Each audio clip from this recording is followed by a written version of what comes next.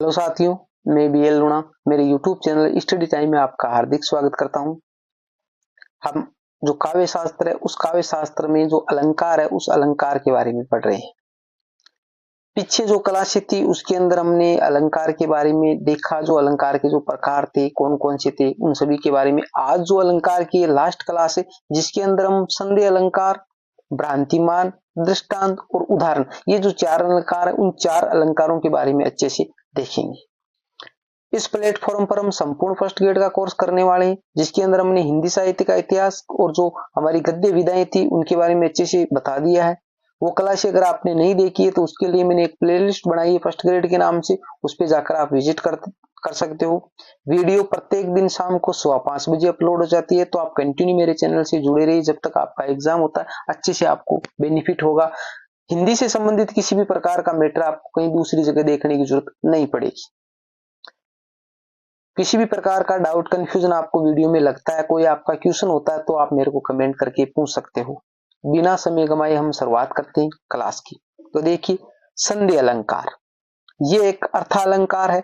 अब देखिए, संधि अलंकार और जो भ्रांतिमान अलंकार है उसके अंदर क्या है, दोनों में संधि और भ्रांति में फर्क क्या है। संधि अलंकार में यह होता है कि संधि बना रहता है अंत तक, संदेह है वो अंत तक बना रहता है। और भ्रांतिमान अलंकार में क्या होता है कि जो भ्रांति होती है वो टूटकर उस पर कार्य कर दिया जाता है। यानी एक तो मान ले कि या सांप है या रस्सी है, एक हम उदाहरण ले कि सांप है या रस्सी है, तो वो संदेह बना रहे यार सांप है या रस्सी है, सांप है या रस्सी है, ये कंफ्यूजन ही रहे और ये अंत तक कंफ्यूजन बना रहे, ये संदेह ही रहे, तब तक तो वहां संदेह अलंकार होता है। और जब हमारे को ये पता चल जाए कि ये अंधेरे में हमारे को सांप की तरह जो लगने वाली थी, जब हमने उजाला किया, जब प्रकाश किया, तो हमारे को देखने पता चला था कि ये सांप नहीं है रस्सी है। तो कहने का मतलब मेरे को फिक्स हो गया कि ये रस्सी है, पता चल गया, भ्रांति दूर हो गई, तो वहां पर भ्रांतिमान अलंकार होता है। जो उदाहरणों से समझेंगे, अच्छे से इनको देखेंगे। तो अब संधि अलंकार की बात करें जो एक अर्थालंकार है, जहां सादृश्य के कारण एक वस्तु में अनेक अन्य वस्तु के होने की संभावना दिखाई पड़े और निश्चय ना हो पाए, तब संधि अलंकार होता है। जो मैंने आपको अच्छे से समझा दिया, जहां पर निश्चय ना हो पाए, जहां निश्चय ना हो पाए, यही फर्क है संधि अलंकार और भ्रांतिमान अलंकार में। उदाहरण देखिए, हरिमुख ये आली, किंदो किंदो उगो मेघ।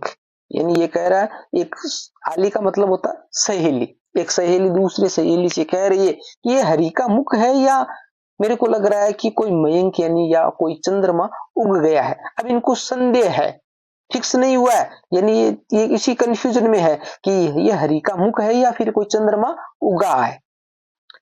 तारे आसमान, दूसरा उदाहरण, तारे आसमान के है आए मेहमान बनी, केसों में निशा ने मुक्तावली सजाई है, बिखर गयो है चूर चूर हवे के चंद केंदो, केंदो घर घर दीप मालिका सजाई। यानी दीपावली जो है उस टाइम का वर्णन किया कि तारे आसमान के आए मेहमान बनी, यानी ऐसा लग रहा है जैसे वो दीपक जले हुए है, चारों ओर दीपक जले हुए। तो ये कह रहा है कि जो तारे है वो या तो आसमान के जो मेहमान बन के आ गए हैं, मेहमान बन के आए।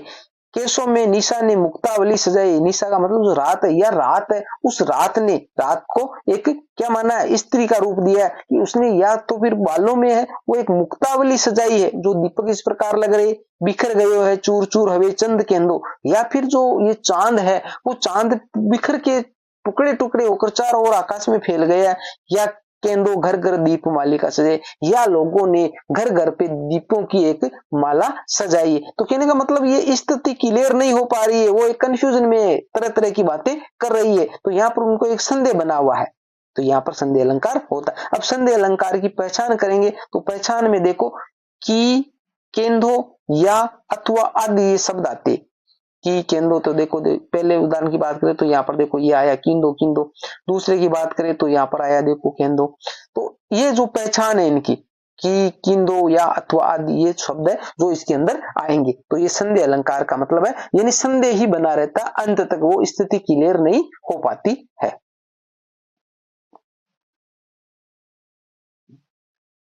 संधि अलंकार के जो अन्य उदाहरणों की बात करें, मैं इनको समझाऊंगा नहीं, आप इनको अच्छे से देख लीजिए। सारी बिच नारी है कि नारी बिच सारी है, यानी ये उस टाइम है जो कृष्ण वो द्रौपदी का चीरहरण वाला जो था, तो ये कह रहा है कि साड़ी बीच नाड़ी, यानी साड़ी होती है, उस साड़ी के बीच में नारी है या नारी के बीच में साड़ी है, पता ही नहीं चल रहा है।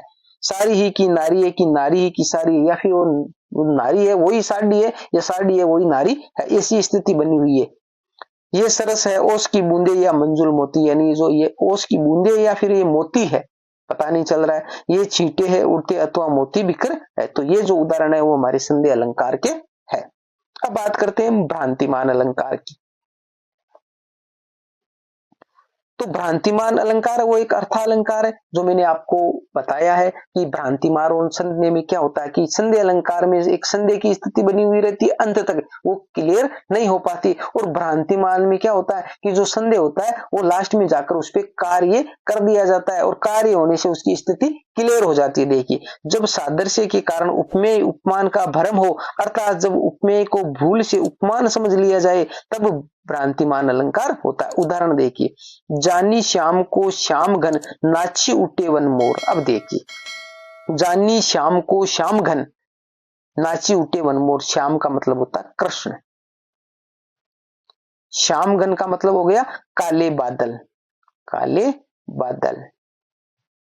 अब देखिए, जानी श्याम को श्याम घन नाची उठे वन मोर, यानी जो मोर थे उन मोर को ये भ्रम हो गया, किसको? कृष्ण को देखकर, कृष्ण को देखकर भ्रम हो गया कि जैसे काले बादल आ गए, कृष्ण भी काले और बादल भी काले और काले बादल आ गए, ऐसा भ्रम हुआ उसको। और भ्रम होने के बाद में अगर ये भ्रम ही रहता, जानी श्याम को श्यामगन वन मोर, यानी ये जो नाची उठे नहीं आता इसके अंदर, ऐसा आता जानी श्याम को श्यामगन वन मोर, यानी जो वन के जो मोर है वो श्याम को श्यामगन समझ लिया, श्यामगन समझ लिया, तो ये संदेह ही रहता उनको, तब तक तो संदेह अलंकार होता। परंतु ये कह रहा जानी श्याम को श्यामगन नाची उठे वन मोर, यानी कृष्ण को उन्होंने काले बादल समझ लिया और काले बादल समझकर उन्हें कार्य भी कर दिया। यानी जैसे ही बादल आते और क्या होता है, हम जैसे बरसात के मौसम में देखते काली घटाएं छा जाती है, तो मोर है वो नृत्य करने लगते, नाचने लगते, तो मोर है वो नाचने लगे।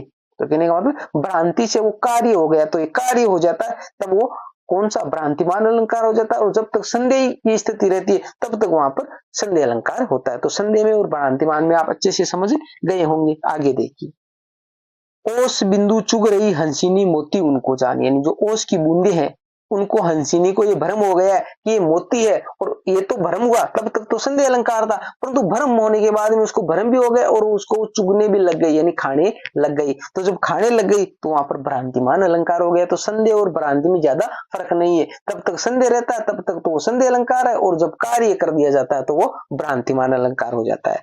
नाक का मोती अदर की कांति से, बीज दाड़िम का समझकर भ्रांति से, देख कर सहसा हुआ सुख मौन है, सोचता है ये अन्य सुख कौन है। अब देखो, नाक का मोती अदर की कांति से, यानी नाक है, एक जो नायिका है उसने नाक के अंदर एक जो मोती जो कांटा होता है ना नाक में पहनने का, तो उस नाक में वो मोती पहनने की, अदर के मतलब होठ होते हैं, उन होठों की जो कांति से, अब होठों पे उसके लाली कर रखी है, वो भाई होठ उसके लाल है और वो मोती वहां पर है। बीज दाड़िम का समझकर भ्रांति से, यानी उसको क्या हुआ, वो होठों को उन्होंने दाड़िम समझ लिया, किसने? तोते ने, कि भाई ये दाड़िम है, और ऊपर वाला जो चमकता हुआ नजर आया तो उसका बीज है। समझकर भ्रांति से, देख कर सहसा हुआ सुख मौन, यानी एक तोता बैठा हुआ देख रहा था और वो चुप हो गया कि यार ये क्या है स्थिति, उसको सोचता ये अन्य सुख कौन, वैसा लगा कि ये कोई अन्य तोता है। कहने का मतलब उसके होठ लाल है जो दाड़िम की तरह लग रही है, और वो जो उसके जो मोती है वो चमक रहा है, जो कांटा लगा हुआ है नाक के अंदर।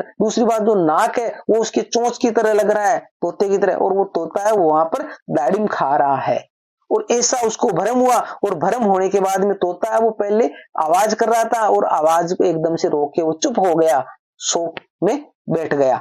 तो कहने का मतलब काम हो गया, कार्य हो गया। तो कार्य होने के कारण यहाँ पर भ्रांतिमान अलंकार हो गया, तोते को ये भ्रांति हो गई। नायिका के जो नाक में जो कांटा लगा हुआ था, उसके होठ है वो दाड़िम की तरह लग रही है, उसका नाक है वो तोते की तरह लग रहा था, और ऐसा वो सोचकर वो एकदम से चुप हो गया। तो यहाँ पर ये भ्रांति हो गई। तो समझ गए आप भ्रांतिमान और संदेह अलंकार के बारे में अच्छे से। अब बात करते हैं हम दृष्टांत अलंकार की, जो भी एक अर्थालंकार है। अब देखिए दृष्टांत और उदाहरण अलंकार, ये ज्यादातर जो अलंकार वो एक दूसरे से मिले हुए बारीक सा अंतर है। जितना ज्यादा अभ्यास करोगे उतना ज्यादा आप इसके अंदर पारंगत होंगे। आप कंफ्यूजन की स्थिति एग्जाम में बनी ही रहती है, तो आपको इसको ज्यादा से ज्यादा अभ्यास करना पड़ेगा आपको। जितना मैं आपको समझा सकता था, जितना सरल भाषा में आपको बता सकता था, उतनी सरल भाषा में मैंने बताने की कोशिश की है कि आप इसको अच्छे से समझ पाओ। अब देखिए दृष्टांत अलंकार की बात करें तो दृष्टांत अलंकार में क्या होता है, ये एक अर्थालंकार है और एक होता है हमारा उदाहरण अलंकार। तो उदाहरण अलंकार में वाचक शब्द आएंगे, दृष्टांत अलंकार में वाचक शब्द नहीं आते। ये भी दोनों मिलते जुलते हैं, जिस प्रकार संदेह और भ्रांतिमान है। जब पहले एक बात कहकर फिर उससे मिलती जुलती दूसरी बात पहले बात के उदाहरण के रूप में कही जाए, इस प्रकार जब दो वाक्य में बिंब प्रतिबिंब भाव हो तब दृष्टांत अलंकार होता है। यानी एक बात पहले कही जाए फिर उससे मिलती जुलती दूसरी बात कही जाए, उसमें बिंब प्रतिबिंब संबंध हो, वहां पर दृष्टांत अलंकार होता है। दृष्टांत में दो वाक्य होते, एक उपमेय वाक्य और दूसरा उपमान वाक्य। उपमेय और उपमान के बारे में मैंने अच्छे से आपको बता दिया है। पर दोनों में बिंब प्रतिबिंब भाव होता है, अर्थात दोनों का धर्म एक नहीं होता पर एक जैसा अर्थात मिलता जुलता होता है। उदाहरण देखिए, उदाहरण से समझने की कोशिश करते हैं हम। शिव औरंग ही जीती सके और न राजा राव, हाथी मत्थे पर सिंह बिनु आन न घाले घाव। पहली एक लाइन है वो उपमेय है, उपमेय, ठीक है, और दूसरी है वो उपमान है। अब देखो इनका अर्थ बताएं।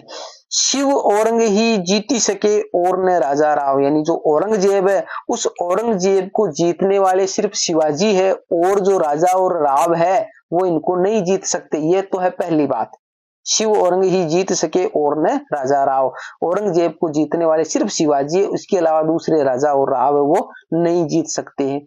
अब आगे बात क्या कहिए इसके दृष्टांत में, इससे मिलती जुलती।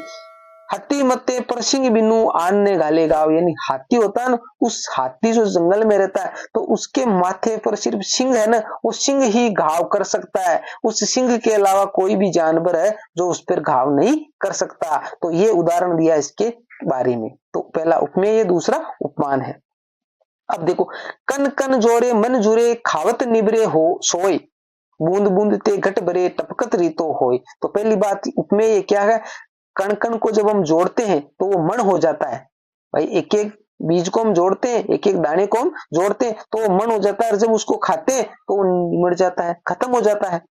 बूंद बूंद से घट भरे, यानी एक एक बूंद से घड़ा भर जाता है, और अगर एक एक बूंद टपकने लगे तो वो खाली हो जाता है। ये बात कही है इसके उदाहरण में।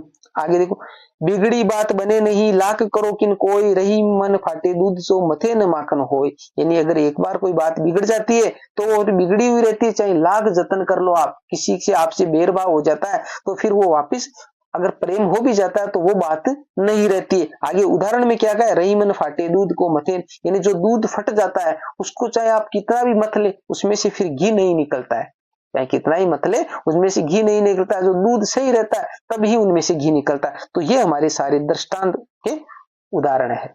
अब हम देख लेते हैं उदाहरण अलंकार के बारे में।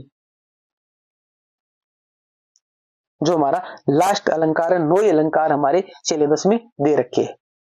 9 अलंकार दे रखे, कौन कौन से थे हमारे 9 अलंकारों में? यमक था, सलेश था, उपमा, रूपक, उत्प्रेक्षा, संदेह, भ्रांतिमान, दृष्टांत और उदाहरण। ये 9 अलंकार हमारे फर्स्ट ग्रेड के सिलेबस में, और अभी हम फर्स्ट ग्रेड का सिलेबस कर रहे हैं इसलिए हम यही अलंकार देखेंगे, बाकी अलंकारों को हम नहीं देखेंगे। तो उदाहरण अलंकार है, वो भी एक अर्थालंकार है। तो हमारे शब्द अलंकार सिर्फ फर्स्ट ग्रेड के सिलेबस में 2 ही है, कौन कौन से? यमक और सलेश। बाकी सारे है वो हमारे क्या? अर्थालंकार है। जब एक बात कहकर उसके उदाहरण के रूप में दूसरी बात कही जाए और दोनों को जैसे, ज्यों, जिमी, ये आएंगे इसमें, दृष्टांत में नहीं आ रहे थे, यहाँ पर ये वाचक शब्द आएंगे। आदि किसी उपमा वाचक शब्द से जोड़ दिया जाए, ये अलंकार दृष्टांत, अर्थांतरन्यास, उपमा से समानता रखता है। इन अलंकारों के उदाहरण में दोनों कथनों के बीच में उपमा वाचक शब्द रखकर जोड़ दिया जाए तो वह उदाहरण अलंकार के उदाहरण हो जाते हैं। यानी इसमें सिर्फ ये जो दृष्टांत हो गया, अर्थांतरन्यास हो गया, ये सारे अलंकार है, इनसे ये समानता रखता है कौन सा, उदाहरण अलंकार, और इनके बीच में ये वाचक शब्द लगा दिए जाए तो ये उदाहरण अलंकार के उदाहरण हो जाते हैं। उदाहरण देखते हैं हम आगे हैं इसके। उदाहरण क्या है, जो पावे अति उच्च पद ताको पतन निदान, जो तपी तपी ये मध्याह्न लो असत होत है भान। जो आ गया तो बताया था, जो आ गया इसलिए ये उदाहरण अलंकार का उदाहरण हो गया। अब देखिए, जो पावे अति उच्च पद, यानी जो भी आदमी हो चाहे कोई भी हो जो ऊंचा पद पाता है, ताको पतन निदान, एक दिन वो नीचे भी गिरता है।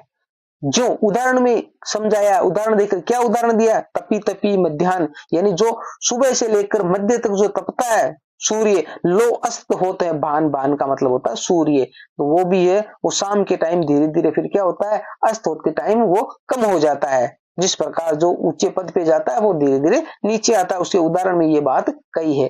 सबे सहाय एक सबल के कोई न निबल सहाय, यानी सभी है वो सहाय कौन के, सबल के, जिसके पास में अच्छा बल है, सबल का मतलब जिसके पास में बल है, जो बलवान है उसके सभी सहायता करने वाले होते। कोई न निबल सहाय, यानी निर्बल का कोई सहायता नहीं करने वाला, कमजोर की कोई सहायता नहीं करता। आगे उदाहरण क्या दिया है, पवन जगावत आग ज्यों, ये आगे ज्यों शब्द, पवन जगावत आग ज्यों दीप ही देत बुझाए, यानी जो आग होती है उस आग को तो हवा और तेज जलाती है, हवा लगती है तो और तेज जलने लगती है, परंतु वही दीपक छोटा सा होता है जिसपे हवा है उसको बुझा देती है, उसको हवा क्या करती है, बुझा देती है। तो ये हमारे उदाहरण अलंकार के उदाहरण है। इसकी पहचान है जैसे, जो, जिमी, यथा, जथा, जस आदि ये शब्द आएंगे, तो ये शब्द आए तो वो क्या हो जाएगा हमारा उदाहरण। तो अब देखिए आपको ज्यादा कंफ्यूजन नहीं होना, क्यों नहीं होना, जैसे दृष्टांत हो गया, वस्तु, वो अलंकार हमारे है ही नहीं सिलेबस में भाई, अर्थांतर न्यास हो गया, दृष्टांत हो गया, प्रतिश्रुत,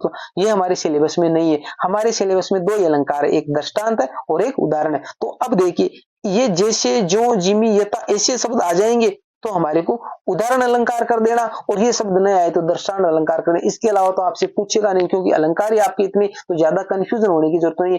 अब भ्रांतिमान और संदेह की बात करें तो वही स्थिति इसमें हो जाएगी, जो कार्य हो जाएगा तो भ्रांतिमान हो जाएगा, कार्य नहीं होगा तो हमारा क्या हो जाएगा, हमारी संदेह अलंकार हो जाए। तो ज्यादा कंफ्यूजन और डिस्टर्ब होने की जरूरत नहीं है, नॉर्मल छोटा सा टॉपिक है, थोड़े से अलंकार दे, लेकिन 9 ही अलंकार है, अच्छे से आप इनको याद कर लेंगे। जितना मैंने पढ़ाया उतना अगर आप अच्छे से समझ पाते हो, अच्छे से पढ़ लेते हो, तो अलंकार से संबंधित आपका कोई भी क्वेश्चन है वो गलत नहीं होगा।